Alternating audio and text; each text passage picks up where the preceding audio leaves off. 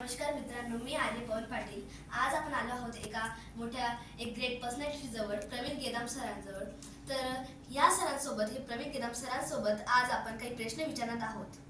Sir, मला जाणून घ्यायचं आहे, आमच्या प्रेक्षकांना जाणून घ्यायचं आहे की तुमचं काय म्हणणं आहे की मुलांचं स्पोर्ट्स, मुलांची स्टडी, मुलांचे आता मोबाईल बघण्याचा टाइम कसं मॅनेज करावं सगळं? मला वाटते मोबाईल सोडून बाकी ज्या तिन्ही गोष्टी आहेत सांगितलेल्या, एक म्हणजे झोप, अभ्यास आणि खेळ, म्हणजे मोबाईलवरचे खेळ नाही, बाहेरचे खेळ, या तिघांनाही व्यवस्थित वेळ दिला पाहिजे.